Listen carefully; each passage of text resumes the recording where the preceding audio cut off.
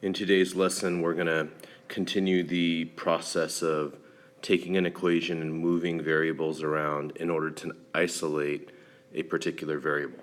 So let's look at the first example here. Example 3 gives you the formula for the surface area of a rectangular prism. So the surface area is 2 times the length times the width plus 2 times the length times the height plus 2 times the width times the height. And they want us to solve for L. Okay, let's make L red so you can see it a little bit more clearly. Okay, so L is the one we want to isolate. So the first thing you notice here is that there are 2 terms that have L in it. And then there's this one other term that does not have L in it. So our first move is going to be, let's move this 2WH to the other side by subtracting it. So now we've got S minus 2WH is equal to 2LW plus 2LH. Okay, again, you have 2 different terms with L in it. Now, you've learned previously that when you have 2 terms that have the same factor in it, you can factor it out. So you can take that L out, and you're left with 2W plus 2H. Okay, so what I did here was I factored out L. Okay, and so now you've got L times whatever's in the parentheses is equal to S minus 2WH. So we could divide both sides by 2W plus 2H, which makes that 1. And so your final answer is L is equal to S minus 2WH over 2W plus 2H. Okay, I'm going to leave you with 2 monitoring progress problems to try on your own now. So it's number 7. Number 7, they give you the area of a triangle. And it's A equals 1/2 base times height. And they want you to solve for H. Then, for number 8, it's the surface area of a cone.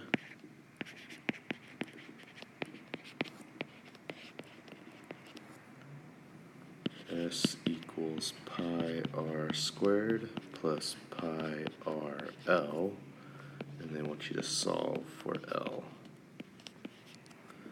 All right, pause it now, and then when you're ready, unpause it, and you will see the solutions. Okay, go ahead and check your solutions. Pause it when you're ready, unpause it, and then you'll see the next example. Okay, in example 5, they want you to take the Fahrenheit to Celsius conversion formula and solve for F. Okay, so how do we get F by itself?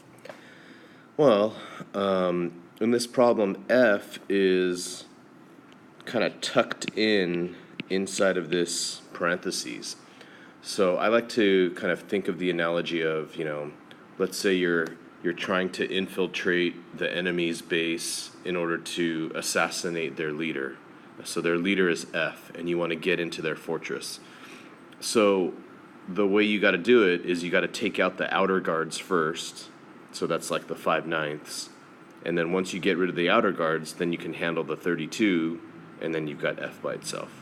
Okay, so how do you cancel out the 5/9? Well, it's multiplication, right? It's 5/9 times the parentheses. So what cancels it is division. Now, when you divide by 5/9, it's the same thing as multiplying by the reciprocal. So in other words, I can start by multiplying by 9/5 on both sides, right? The 9 cancels the 9, the 5 cancels the 5. So we've got 9/5 C equals F minus 32. right? And there's F.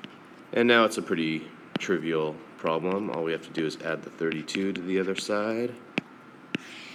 And so we get 9/5 of whatever Celsius is plus 32 is equal to the Fahrenheit temperature.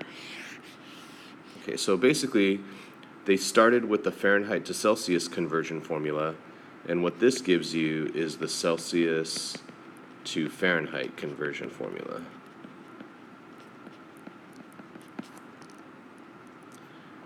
Of course, now these days you could just use your smartphone and it converts it for you. But back in the day when people had to be smart instead of just their phones, this is how you would do it.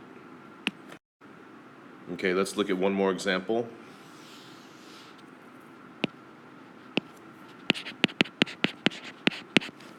So they ask which has the greater surface temperature.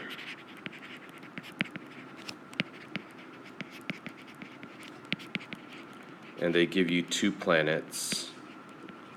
So they tell you that Mercury has a surface temperature of 427 degrees Celsius, and Venus has a surface temperature of 864 degrees Fahrenheit. Okay, so we need to be able to compare these, and the only way to compare them is to have them in the same units. So why don't we take the Mercury temperature and convert it to Fahrenheit, and that way we can compare Fahrenheit to Fahrenheit. Okay, so in the previous example, we came up with the formula that the Fahrenheit temperature is 9/5 times the Celsius plus 32. So, since Mercury's is 427 Celsius, you could replace C with 427. You got 9/5 times that plus 32 is the Fahrenheit temperature. Okay, and then you could use a calculator for this, that's fine. This ends up being 800.6 degrees. So now you're comparing apples to apples, right? You've got Mercury's is that, Venus's is that. So obviously, which one has the greatest surface temperature? The answer would be Venus.